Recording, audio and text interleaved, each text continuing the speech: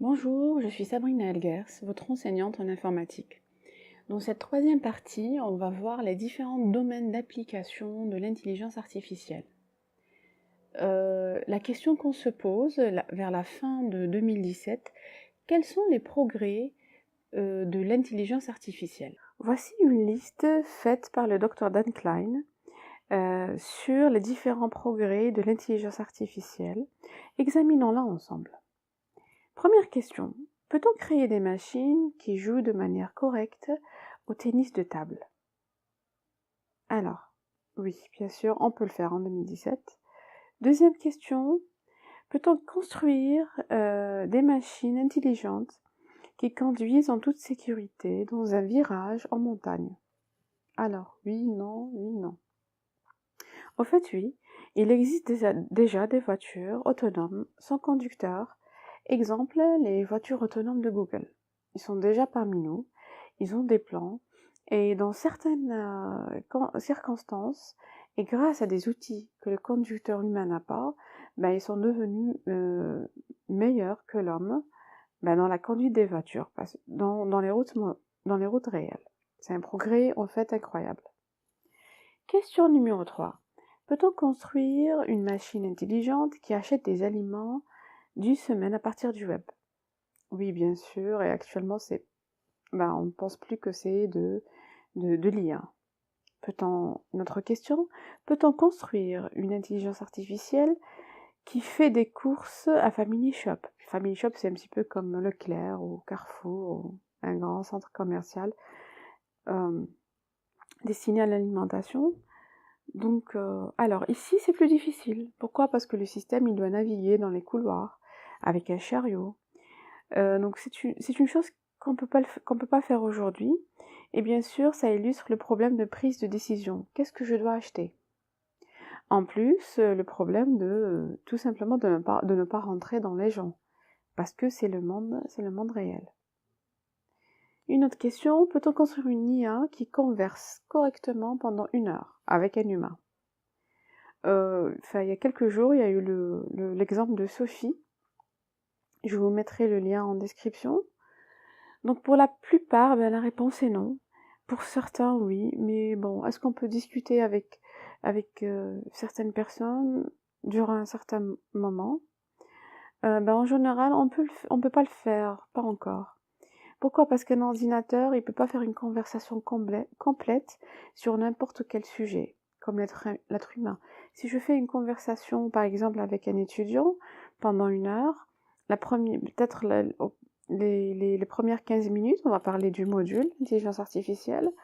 L'autre quinzaine, plus tard, on va parler de ses notes, par exemple, un peu plus tard de ce qu'il veut faire dans l'avenir.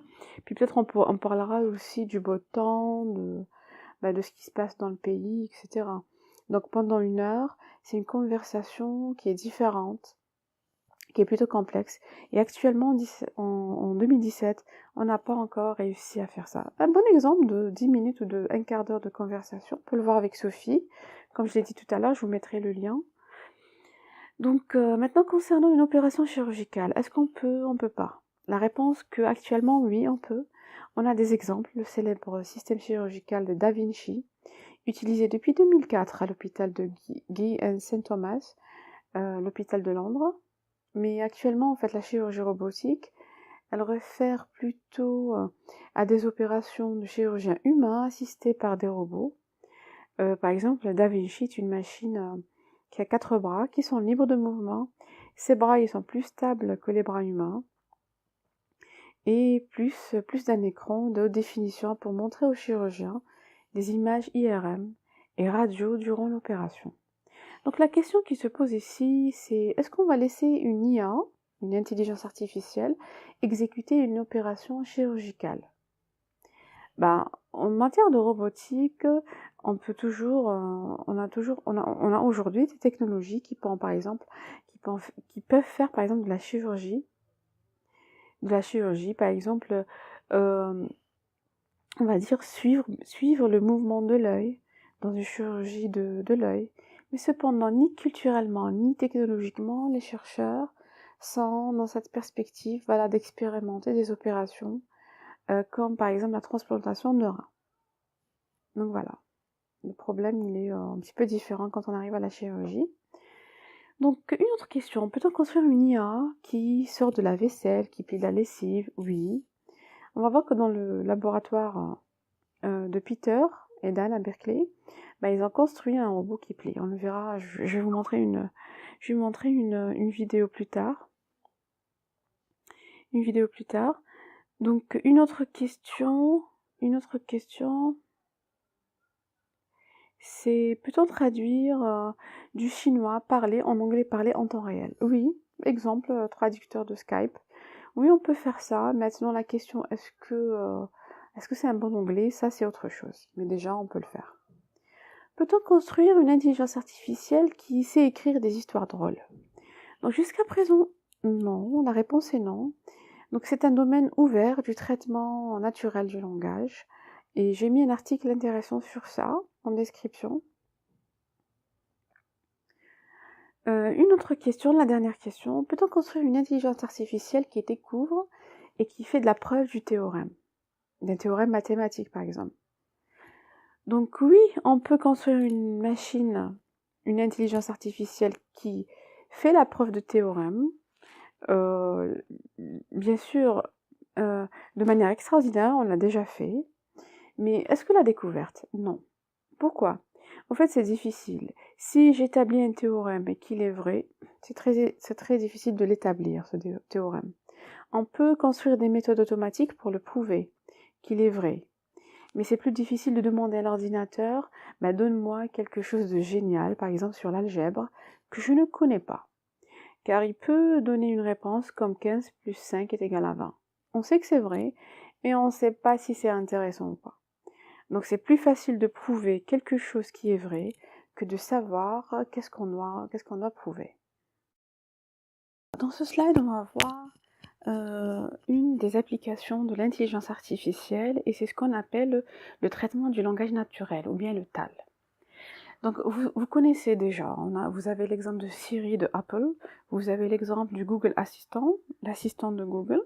Donc c'est la petite voix qui vous demande ce que vous voulez, qui vous cherche un petit peu ce que vous voulez. Donc ici, en fait, ce qui se passe ici, c'est ce qu'on appelle la technologie de la parole. C'est-à-dire, c'est le langage naturel et vous avez l'IA, l'intelligence artificielle, qui va essayer de comprendre ce langage, qui va essayer de répondre avec ce langage naturel. Vous avez généralement 3 approches. La première approche, bien on va dire le premier domaine, sous-domaine, c'est ce qu'on appelle le ACR. C'est la reconnaissance automatique du langage.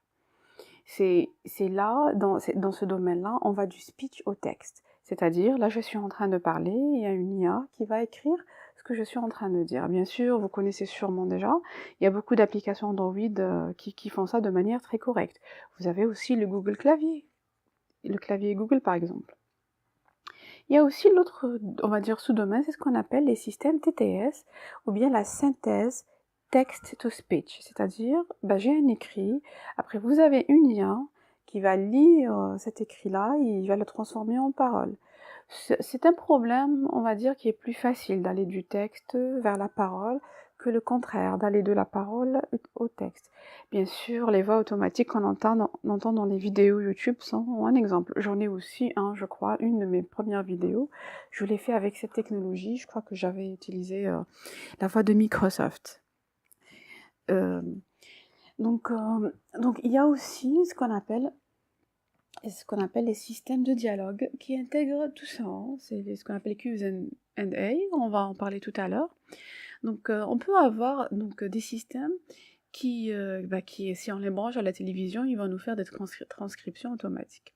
Ils font plein de choses, mais aussi ils peuvent faire beaucoup d'erreurs. Exemple, c'est quand vous appuyez sur le bouton CC, qu'on trouve sur les vidéos YouTube, et des fois il fait beaucoup d'erreurs. Si on va regarder la vidéo suivante. Friends, family, and classmates said their final goodbyes yesterday at her funeral in East Falls. Now, Asia Adams was buried today, and on this day, a major break in the case. Police sources tell NBC 10 that a person is in custody. Donc, vous allez remarquer que si la journaliste elle est en train de parler d'une histoire triste, quelqu'un qui est décédé, Et là, elle dit la phrase suivante: "The classmates said their final goodbyes." Bien sûr, ce qu'il voudrait dire, c'est que les élèves, bah, ils sont en train de dire, leur dernier au revoir. Mais bien sûr, parce que c'est exactement le même son, ben, ce qui a été transcrit plus bas, c'est goodbyes, pour dire, ben, les bons achats.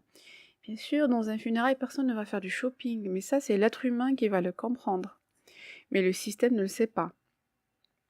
Donc c'est pourquoi la raison principale, c'est que le système de transcription, il modélise pas l'environnement.